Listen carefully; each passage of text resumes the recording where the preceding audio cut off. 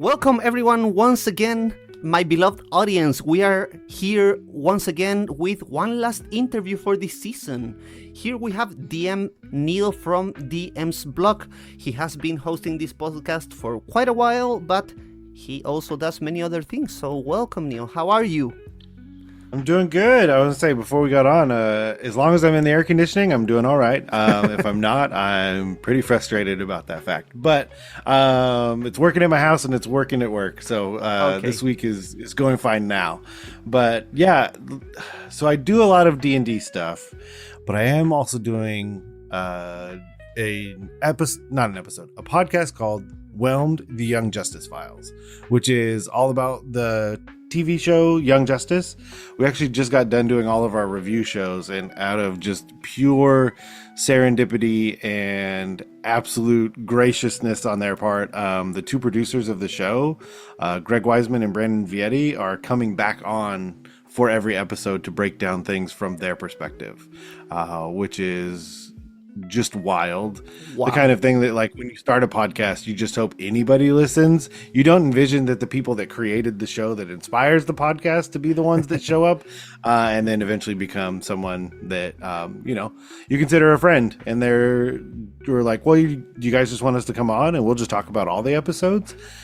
And you're like, we're going to have to put a pin on that, because I guess many people would like to know how you got to it, how you even made it. I mean, that's quite a huge thing to achieve. Yeah, that one's wild and has a whole bunch of really interesting stuff and opportunities that came with it. The D&D stuff did as well, and yeah, Dungeon Master's block is definitely in past year 10, which is wild to say, because we've seen multiple waves in our own time being here in doing this, seen waves of podcasts come, podcasts go. Some stick around the whole time with us, a couple that started before us and still be here doing things.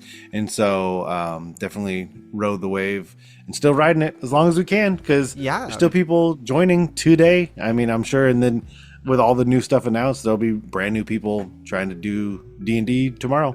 So yeah, many announcements. And it's actually quite funny, because even though there have been many announcements about all the new things that are coming, we are going to be talking mainly about a very, very classic thing that has been in D&D for as long as I can remember. I mean, these things we're going to talk about are probably older than I am. So if you want to make an introduction about the topic, you are free to do so. I think it's very interesting. And yeah, I am very sure that as soon as you name it, everyone is going to know what we are talking about. Yeah, they're going to predate me as well, both my time in Dungeons and Dragons and my time on this earth. So we're going to be talking about mimics, because I feel like for the longest time, they were just treasure chests. And I still feel like because of how long that has been true, the cultural zeitgeist still feels that way, because I'm rewatching Frieren Beyond Journey's End with my daughter, because it's her favorite anime and I love that show. Nice. And that's what mimics are. They're just chests. And for me, while that is fun, it just immediately kind of creates an inherent a stab every chest mentality for the players. So I don't like doing it. I like making something more interesting, and then just creating general fear at all times, that maybe everything's a mimic or nothing is, rather than it just being treasure chests. Yeah, I mean, when we were talking a little bit about the episode, you talked about the idea of having door mimics, which is a pretty interesting idea. You can go very far with that. I mean, I don't know if you can make a whole house a mimic. Probably you can. Mm-hmm. And yeah, you can, in that way, you can make more creative challenges for your players, or you can make them feel different about some stuff. I mean, the thing about the mimics is that you never know when they are going to appear or where they are. So it's not only about the moment they find a mimic, but also how they approach everything behind it. And so that's very interesting. There is this meme about about D&D players always struggling with opening doors because they never try to open it. Maybe it's unlocked and they didn't even try it because they start trying to lockpick it or whatever. And when you make a door a mimic, you kind of create the same effect, but through a different means. So that's very interesting. I don't know if in a campaign you have ever used a mimic in a different way that has been particularly special or particular. Yeah, one of the recent times I was doing a game for I do the D20 cruise, and it's super fun. Just being on a boat. So everything ends up being boat themed because it feels wild not to. I mean, we're on a boat. You can look out there. There's the ocean. Let's be on a boat. And they came across a shipwreck, and some of it seemed very intact. And one of the pieces was a barrel that was a mimic. And we had kind of chatted a little bit back and forth, and the idea is like mimics aren't naturally creating when I think about them. Naturally created when I think about them. Someone has done something to make mimics. Can they make more? Sure, you can figure out how you want that all to work in your world, but I've always been of the mind that like some sorcerer or wizard or someone has created these things. And so this mimic was actually just a guard inside the cargo hold. And so it didn't want to die. Like it just has a job. And it's just basically I'm trying to have them do kind of insight checks or something along those lines to determine, oh, this thing isn't trying to just kill us. It's not a bag of hit points. And then we go through back and forth. And of course, what does this mean? They fall in love with a barrel, basically. And like they would do anything for this barrel now because it's their little mimic buddy who guards their stuff on their boat. And so that's just like a different way to think about why did this mimic exist and what has it been doing this whole time, and then in turn what does it still want to do. Sure, it's not like these grandiose designs and all these like layered thoughts and plans that it has, but it has a motive of no, I just want to be in a cargo hold and eat rats and guard your stuff. Like that's what I want to do. And so yeah, that's the last time I used one. Yeah, I mean, I think one of the things I like to do a lot here in this podcast is to deconstruct some stuff and find what's behind it, and that's exactly what you're doing here. Because as we were talking off the record a little bit ago,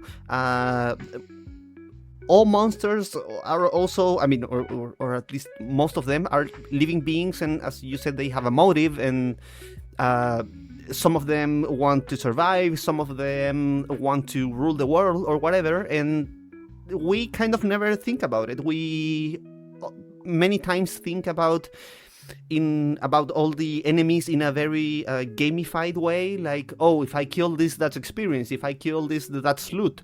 And yeah, then you are faced with, okay, so now there is this living being that it's not actually evil, it's just trying to survive. And maybe I have this preconception that they attack the heroes or the adventurers, maybe because they're hungry, or maybe because, I don't know, because that's what they were taught, that's what they were asked by the sorcerer or whatever as a guard.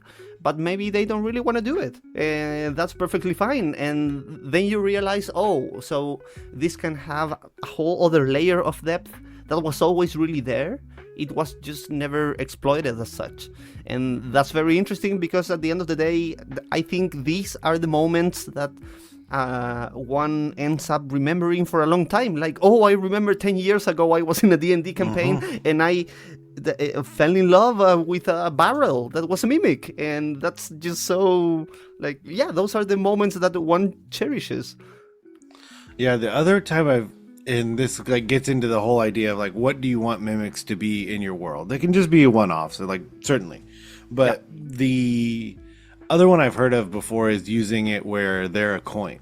So the mimic isn't trying to do anything other than almost like say like a dandelion. When you blow it and all the seeds kind of separate. The idea that those coins are that original mimic trying to like go out unto the world and like make more mimics other places. And so like the concept could be it dies and turns into air quote a normal chest, but it's full of these coins that are actually baby mimics.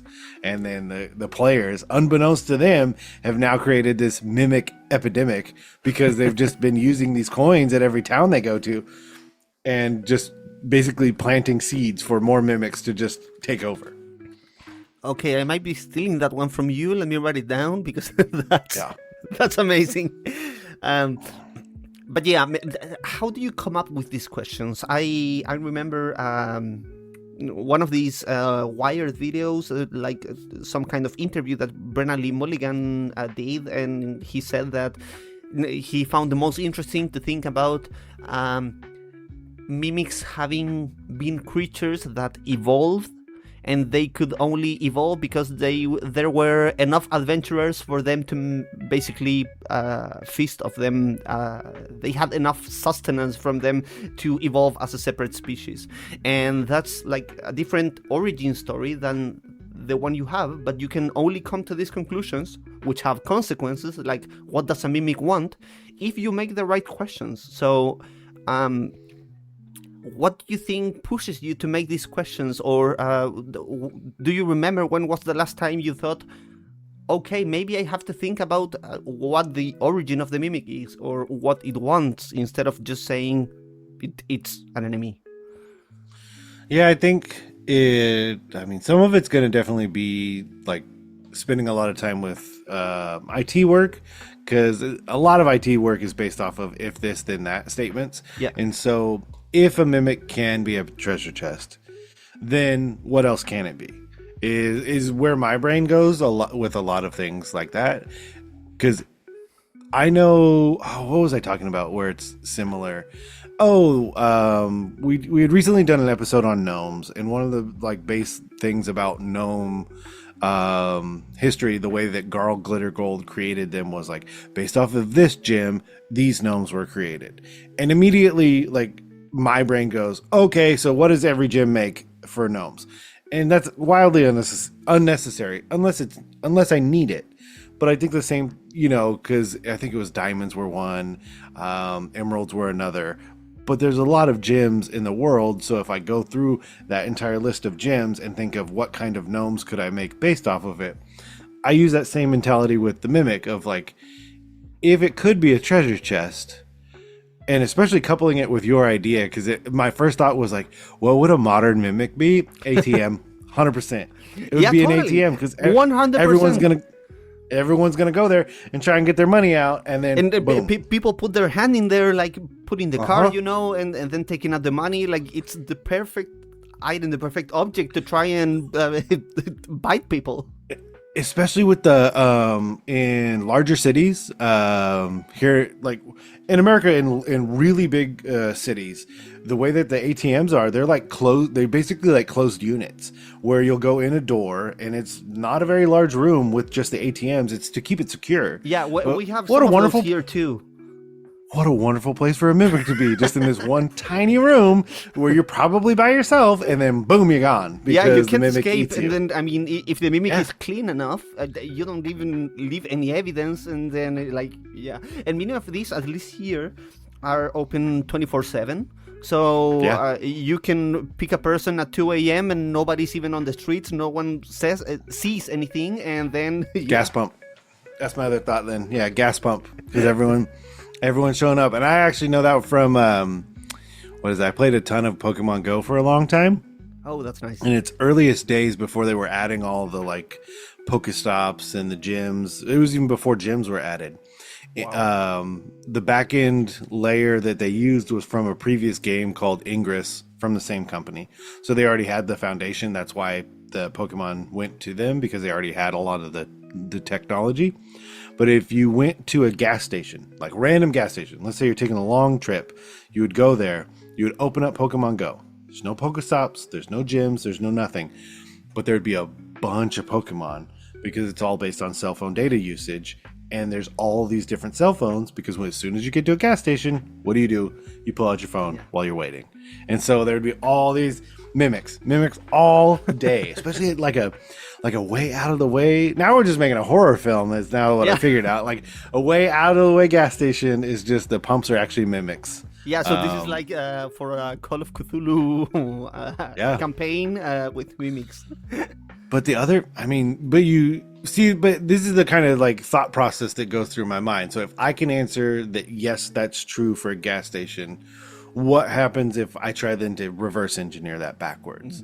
So what if it's the stable is actually a mimic?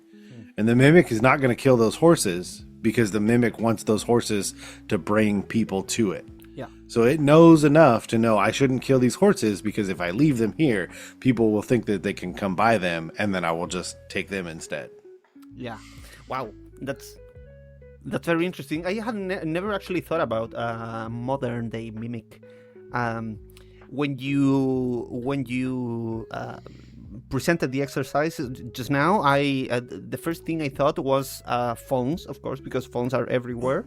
But phones are also a little bit smaller. It's like the coin thing. I mean, its power comes from when it gathers, maybe. I mean, for example, if I know these are still made today, these Pokemon Go gatherings of people in parks and whatever for when events are on. Then you can find probably many phones, and that could be a whole mimic thing that could be very dangerous. But otherwise, I think ATMs are definitely a better option. It's just, they're everywhere. D20 Modern, that's been a while too, since that's been out. But I was never a huge fan because I was like, this is not why I'm playing D&D. I did not want to play in today. I want to play in either far ahead or far behind. I don't want to play today. No, thank you.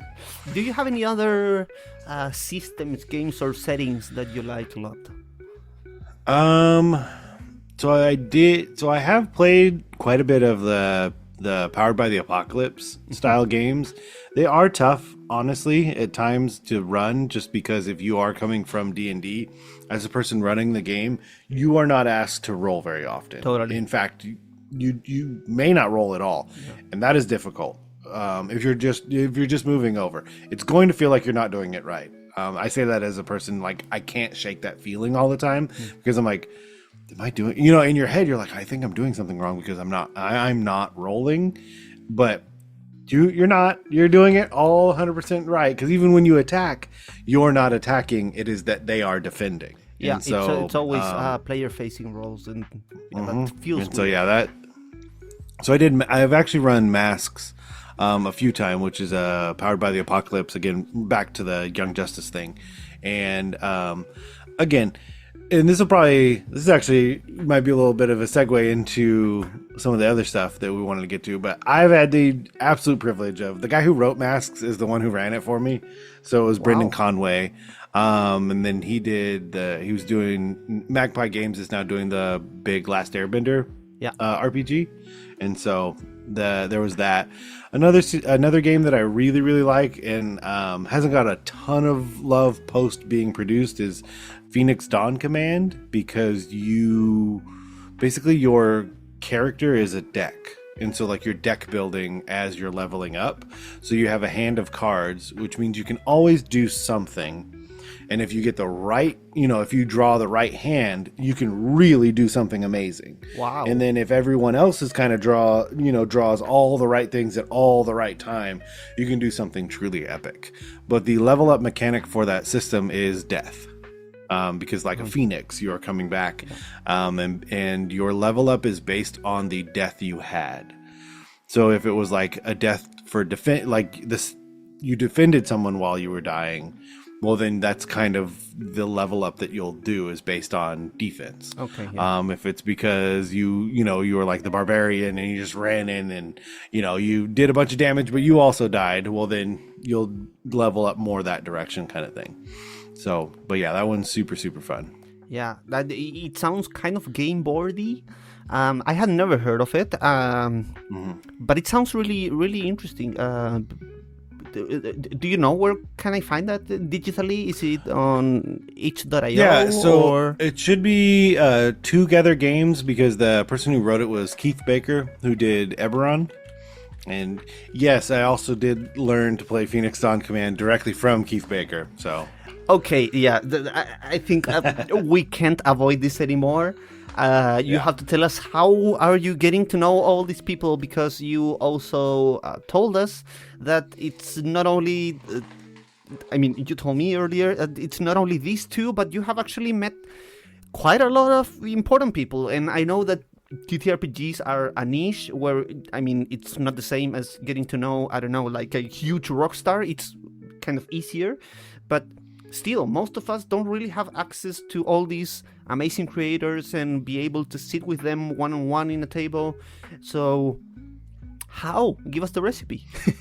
Yeah, the some of it's tough because you do have to get out and about, and it's always not the easiest, nor is it the cheapest. But I will say that like going to conventions, it's important, because as much as we do get to be connected online, it's genuinely and deeply not the same.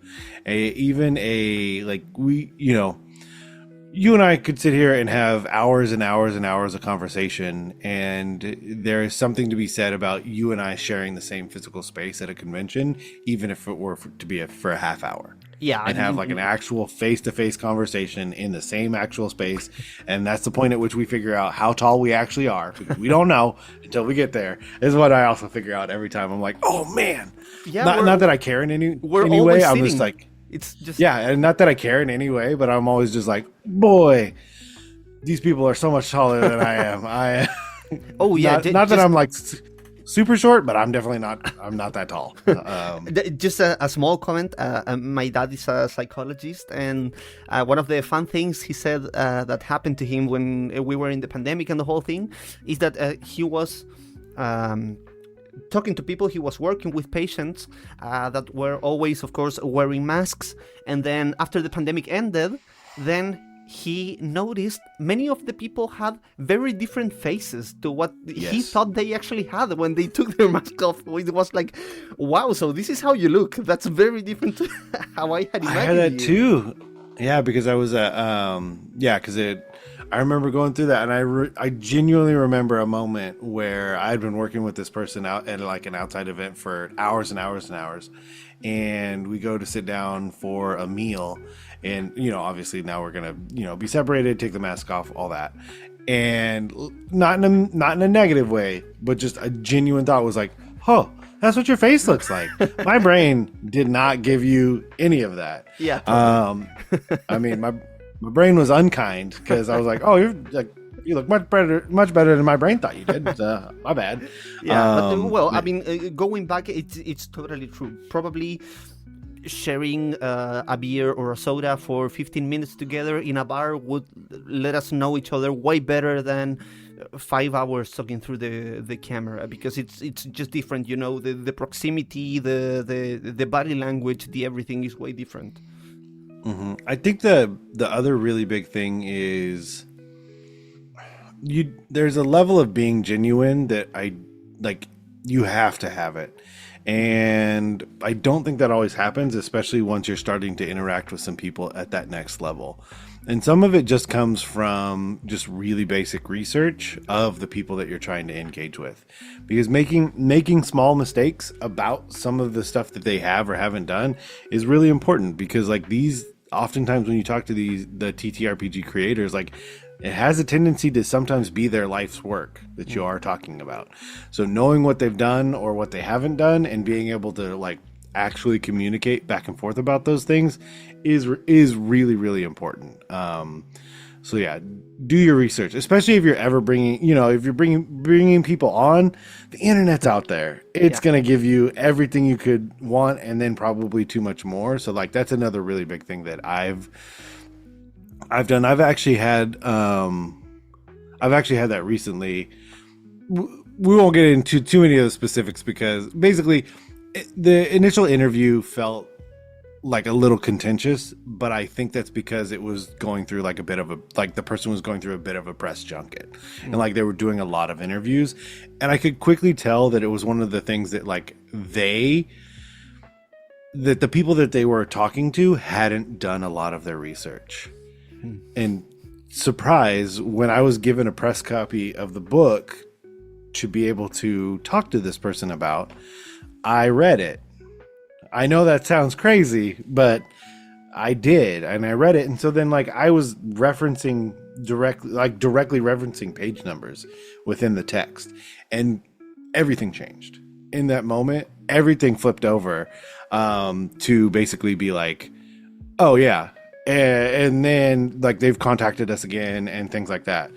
Just from that simple amount of just do the thing you said you would do, read the thing, care about the person, and then doors will open. I mean, it sometimes they don't because people are crazy busy, myself included. So don't be afraid. That's the other piece of advice would be, don't be afraid to send another email. I mean, you have to find where you feel like your personal threshold is on that kind of thing of like, how many can I send before I don't feel okay with it. But 2 is never the wrong answer.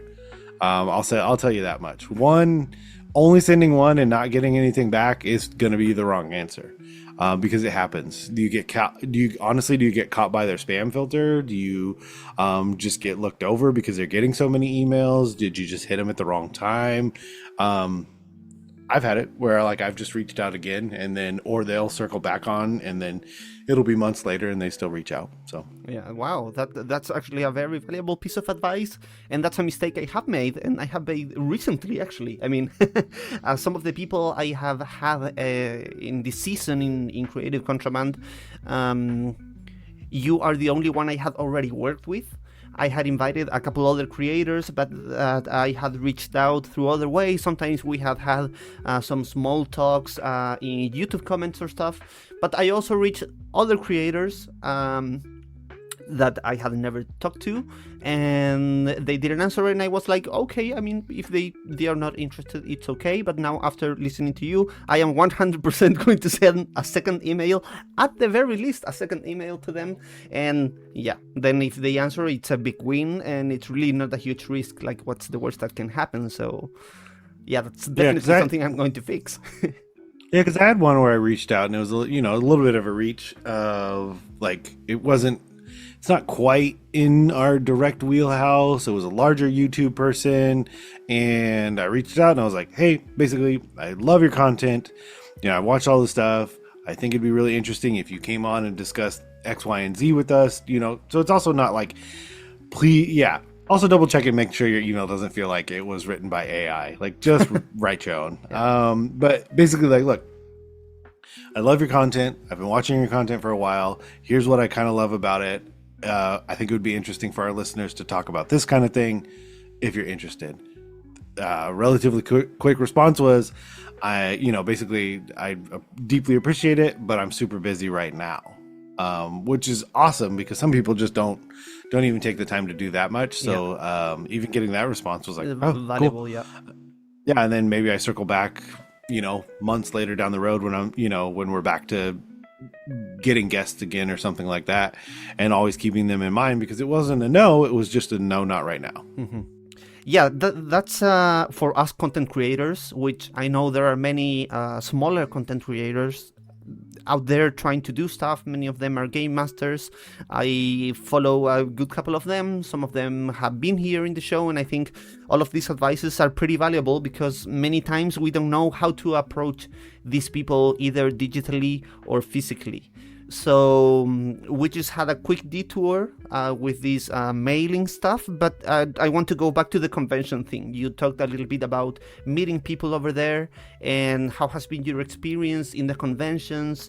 How do you usually approach the people? What have you found that works best? I know, as you said, that doing basic research goes a long way, and I totally agree, especially with the higher profile people, because I have found that actually, I was doing the research for a writer of a fantasy book that hasn't come here yet, but he's a small, newer writer.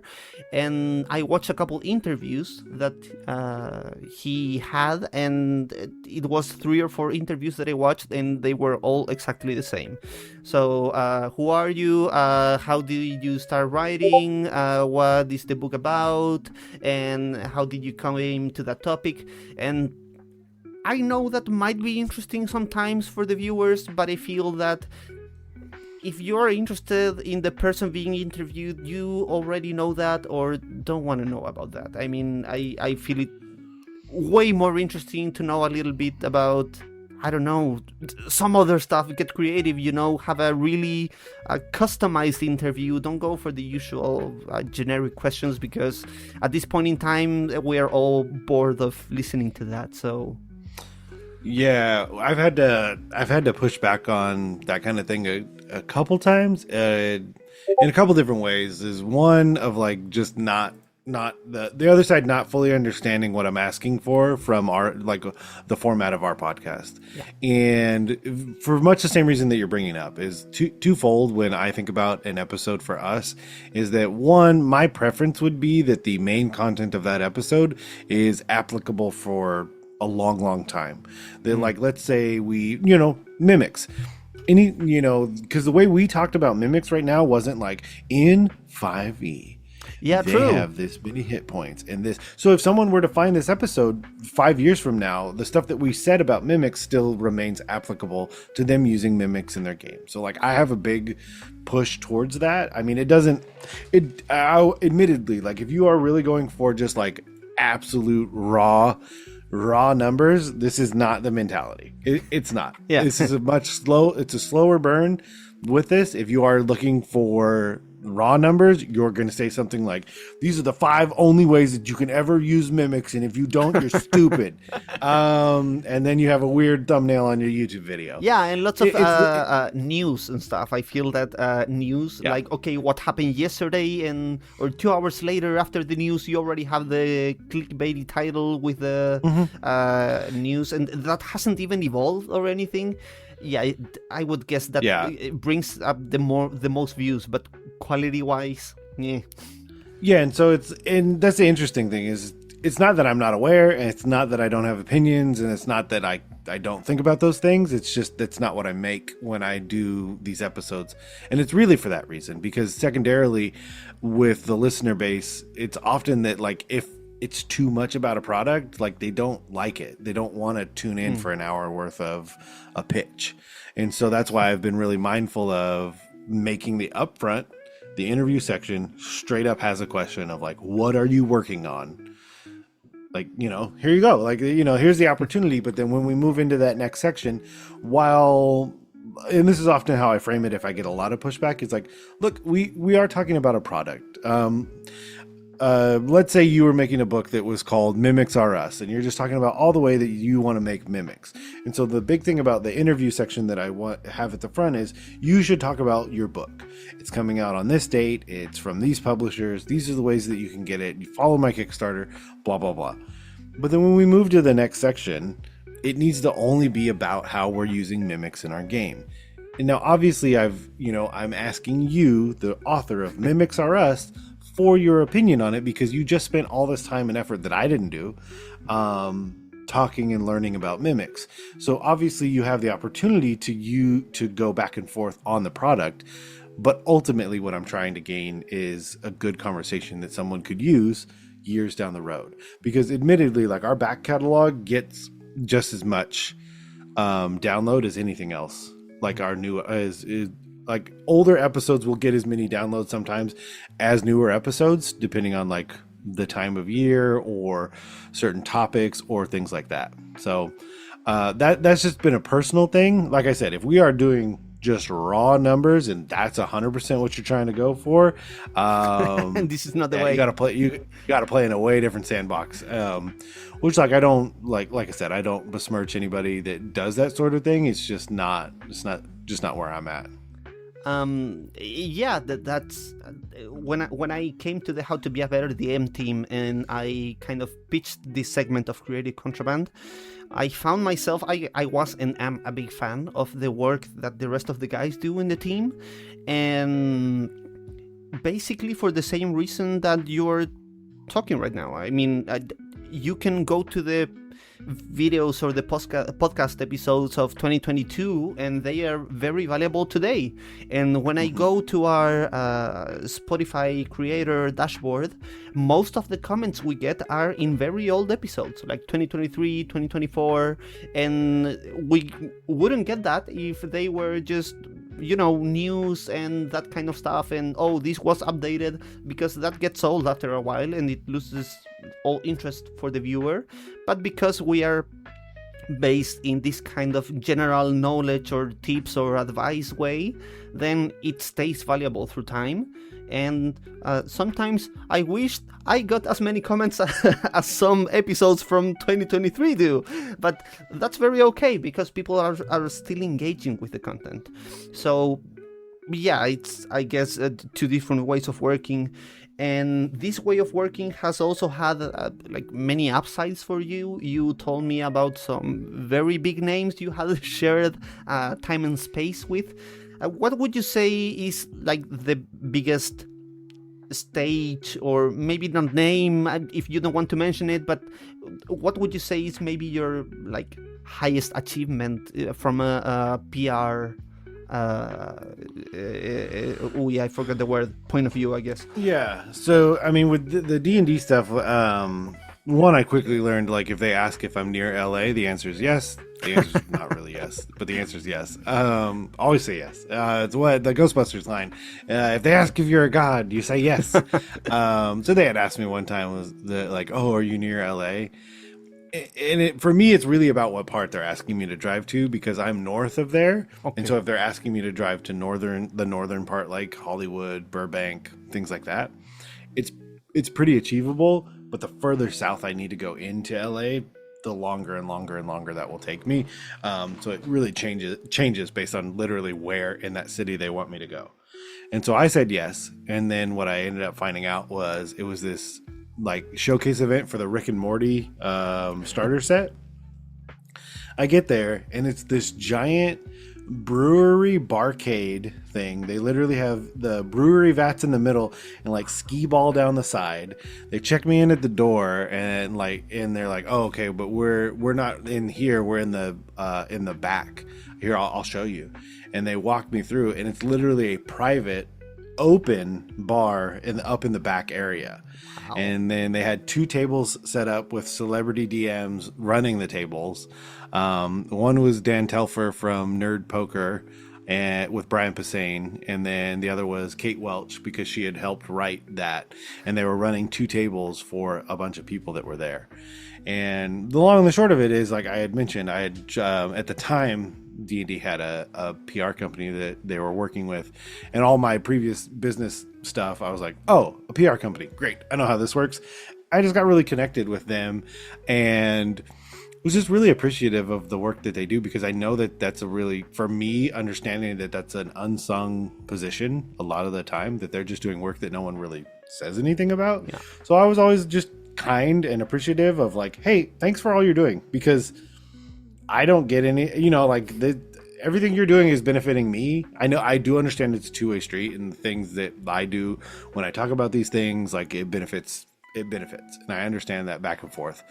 But like ultimately, like I'm getting more out of it because like I went to the super cool thing, and yeah, they ended up they had custom cocktails called the Wubba Lubba Dub Dub, and nice. There was free food, and then they gave us the starter set like 2 months early before it was like in full production. So wow. That's probably the biggest D&D one. The Whelm stuff is way crazier sometimes, because they tapped us to go because we started before season 3 was happening for Young Justice, and then they tapped us to go on to DC Daily, which was when DC Universe was trying to spin up. So it was of like a full production set of a daily show about just DC Comics, and I think I went on there probably 7 times or something like that, where I would drive down, I'd have a call time, I'd have hair and makeup, I'd go on set, I'd do the whole thing.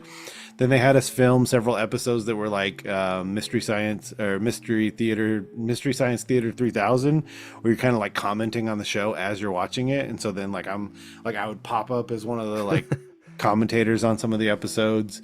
Stuff like that. So yeah, that stuff felt way over the top. And then because of that, I've met like a bunch of the voice actors from that show. I've met a bunch of the people that produced it, even like and like you just get used to like that, which feels very weird. And then because I met Zeno Robinson, he's huge now. He's in absolutely everything under the sun. Like he's the voice of Hawks in My Hero Academia.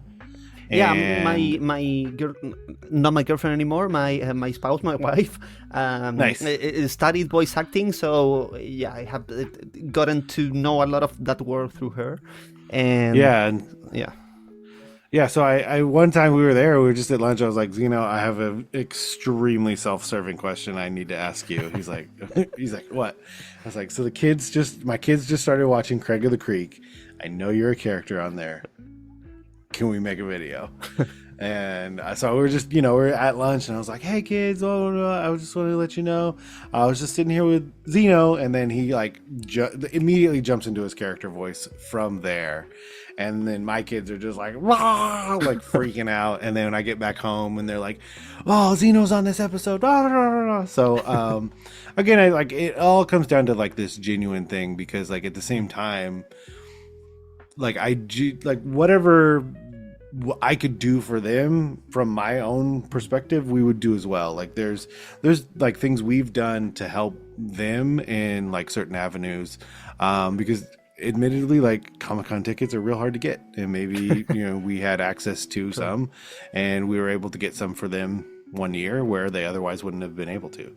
And so it's things like that of like anything we can do to help the other side, like we're gonna do that. And so I think that's also it. Like you have to always be able to illustrate what your value add is for the other side, because I will say that is true of every relationship you ever want to have. If the other side just feels like you're just trying to take stuff from them, they're probably going to figure that out and not want to do that anymore. Yeah. So totally. And as you said, it's not always about like the power you have, or the authority, or the amount of things you can get. It's about being available. Like, yeah, probably there's lots more Robinson could give you than you could give him, but knowing that you're there, and maybe one day comes and I can get you a ticket and stuff, that feels nice, especially because I would guess lots of those people that have higher platforms and stuff, they usually just get asked a lot, and they don't get a lot in return because they are kind of celebrities and stuff. But yeah. Like I said, it's about being genuine, and if it really is like shooting way above, again, I think it comes from like that, illustrating that genuine nature, and also what is that value add, especially if it ends up being that you're trying to, if actual money is involved, like you really do have to illustrate your value add. But if it is just kind of like an open door policy where you're just you'd like them to come on the podcast, or you'd like to engage with them in some other way. Again, it's showing that you have genuine interest, and it isn't just that you are trying to, I want your time. Yeah. It's that like, no, this is a two-way street. But like you said, the con thing, this is a small thing, and I would advise anyone that does it, because it is a lot cheaper than you think it is, and it will get you further than you think it will. And I have them right here, and I think I made these at Staples. Let's focus. I made these at Staples. So it's not like I went to some way over the top printing place, or went to some wild, illustrated, did very niche stuff with premium designer or anything. I made them myself, so we can judge them accordingly. But I made business cards, because one of the things I quickly realized is if you don't have a business card, it's tough, especially because some of those exchanges, especially like, let's say Gen Con, which just happened, those exchanges need to be quick. You kind of got to know what you're going to say, when you're going to say it, and then it needs to be a quick engagement. And so if you don't have something that you can hand over, it's tough. Yeah, kind of like the logic of the elevator pitch. Like, how can I know this person's attention and time are not infinite. I have to make the most of it. And also because of something you said earlier. I mean, if I don't have the card, it's way easier that even if they get my number or anything, it just gets lost. When we were talking about the mailing thing, like they are going to have 20 people, 50 people approach them, and maybe 30 different phone numbers. How can you differentiate yourself? You can have a physical reminder of the talk. It's not just a number in WhatsApp or whatever. Yeah, and so Literally on the front, it just says Dungeon Masters Block Podcast. It has a picture of a beholder because it was like our original, like our very, very first design that we ever had. And then the place where we come to talk about the Dungeon Master. And then this is going to be like my real feels like I got two things that make me feel smart. We can all judge accordingly. But what I did was, because my big thing is like DM Neal, aka Joke Maniac. The AKA is just a fun thing because engaging anyone with that process is really funny, because it's like, are you going to bring up like a childhood nickname? Are you going to think up something on the spot? What are we going to do here? But I leave those blank, because if I leave it blank, then anyone on the network can utilize these cards. They can fill it out themselves. I can fill it out for me, but at the same time, if I meet you and you don't have a card, I can have you fill out one of my cards and I can take it back with me. And so then even if you haven't done the work, I somewhat did the work for you, and I can still have that as a piece, because if I meet 20 people over the span of the weekend, I'm not going to, what are my touch points for remembering that? So then that's what I ended up coming up with for the front, is that it's basically a form fillable for myself or the other person. That's very then good. The back is just a QR code to our link tree, to give them the option to go anywhere else. But because everyone hates business cards and they're not useful to anyone, on the back I also put a D10 list of NPC names, so that it's actually useful for Dungeon Masters in some way. So Chefskis.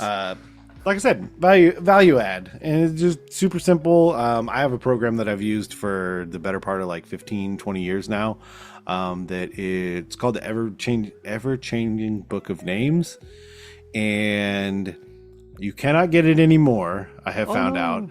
Not only can you not get it in any way, you definitely can't get the unlocked version that I have, because you had to reach out to the Polish programmer and do the sketchiest thing I've ever done, of just like send him an Polish Amazon gift card for X amount of money. And supposedly, and it did happen, he sent me the unlock files. But I was like, I'll risk it. I'll risk this random gift card to a stranger. I believe in the system. I believe in humanity. Come on, humanity. Wow. And sure enough, they sent back all the unlock files. And basically it was someone who had studied both computer programming and like the structure of language. And so they break apart the individual structure of language and then have it rebuild names. And so you can do a Song of Fire and Ice. There's a bunch of Lord of the Rings stuff. There's some Cthulhu things, and it just basically automatically generates similar types of names. So I used that, made myself some NPC names and wrote them down on my business cards, and away we go. That's insane. That's actually insane. And you took a huge leap there, and it really paid off. I mean, it really paid off. I was like, I went with the original cryptocurrency, and I was like, here's a gift card, untraceable. This seems fine, right? Wow. I'm sure you'll send me the files that we randomly agreed upon in this email, right? Yeah. And lo and behold, they did. So, well, we're getting to the end of this. First of all, I want to thank you a lot. This has been very fun. I mean, we had already worked together before. You invited me to the DM's blog. For all the people listening here, I'm going to leave that link in the description so you can go and listen to that. I listened to it myself after being there, and it was pretty fun. We talked a lot about different stuff, so go there and definitely leave a like. You can also join their Discord. They are, as Neal already said, they are pushing a little bit harder. They have had some talks about the Patreon. So yeah, you might be one of the first ones to rejoin there and get some amazing stuff, because who knows, as Neal just said, one day you might be able to get a software made by a Polish publisher that is not longer maybe in this earth, and yeah, who knows. So definitely go and join the Discord. But before we say goodbye, Neal, I would like to ask you, well, first, I mean, you already gave a couple impromptu very good ones, but if you had to choose only one or two business-based or business-related advices for Dungeon Masters out there, what would they be, either on the table or maybe more like we have already talked a little bit about PR stuff or maybe, I don't know, budgeting, finances, whatever. I know that business is like kind of your deal. Yeah, one of the things I will always say about content creation, and I use that, I air quoted for listeners, if you didn't hear me air quote strong enough. I don't like the term necessarily because I feel like everyone is. If you are a dungeon master and you sit behind a screen, you inherently are a content creator. It just so happens that the people engaging with that content are just those that are on the other side of the screen. In the same way that you could be Brennan and you're selling out MSG, and the people that are consuming that content are tens of thousands of people. It's just scale. Both are content creators. It's just the scale at which that content is being consumed. And one of my biggest things about that is you have to respect the fact that the content you create can mean more to the person that consumes it than you, the person that created it. And it's important. It's very important that you hold on to that, because that can temper some of the engagement that you have with people that have consumed your content. And it could also mean that like your content just finds someone where they needed it to be in a way that you'll never quite understand. And you have to be okay with that. It's happened with a podcast a bunch of times where, you'll get emails where like, this is, the right episode at the right time found the right person, and it just changed how they see the game. It changed how they look at a bunch of things. And on my side, it's just like, it was just another episode. So that's a super important thing. And yes, money is interesting. I would say that if you are serious about this being not even like your main financial thing, but if you are genuinely serious in a money way, no matter what state or country you are in, figure out what it looks like to make an LLC, because that affords you so for me it's expensive because I live in California, and just admittedly it's kind of expensive here. Other states it's not that way. It's a lot cheaper and it's a lot easier. I mean, inherently they're all kind of easy to start, and then just certain states are just more expensive. California just so happens to be quite expensive, but that's okay. So I have everything go through the LLC, even though admittedly it's not a mountain of money by any stretch of my imagination. But I always have that because it is a layer of protection because you do never know. Like, we have talked a lot about a lot of wonderful things and wonderful experiences, but at the end of the day, that sometimes isn't the case. And I think just looking into what creating an LLC for your podcast looks like, or content, or are you writing, or whatever content you're creating, again, look into what that would be like for you and see if that's something that you could do easily. Admittedly, I did it with a lawyer just because I was like, I do not want to do this wrong. It's certainly not the cheaper way to do it.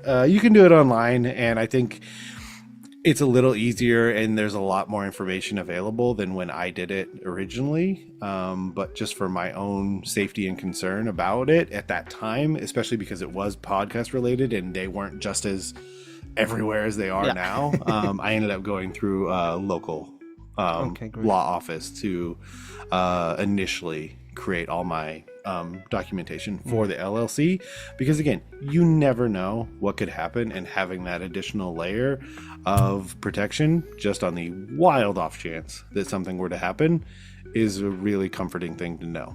Better safe than sorry. Yep. Yeah. Okay, so we have reached the end. I want to thank you once again for being here. Thank you for your time.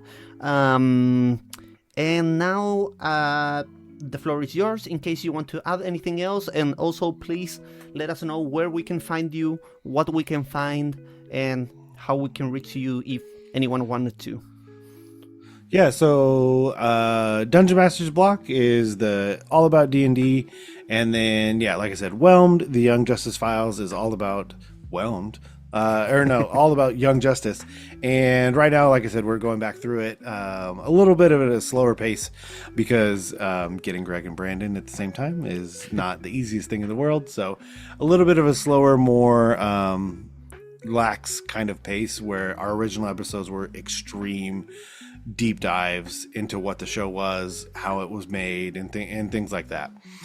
So both of those places. And then I am trying to kind of fire back up the old Substack, which used to just be my website. And it's called thestruggleisneal.com, where, very similar to what we're doing here, I do a series called From LP to RP, where I just take vinyl records that I find, and then I make D&D content based on them.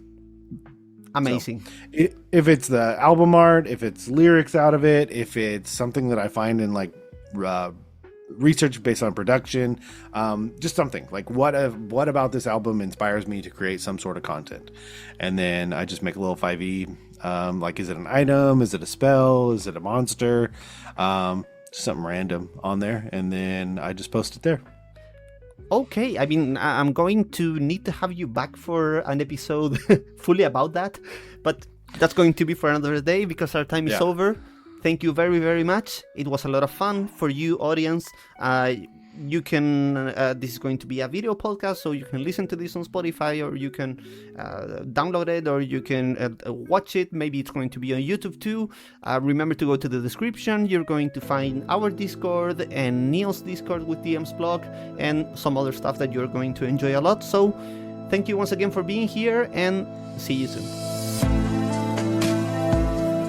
This is Creative Contraband, brought to you by Session Zero Studios.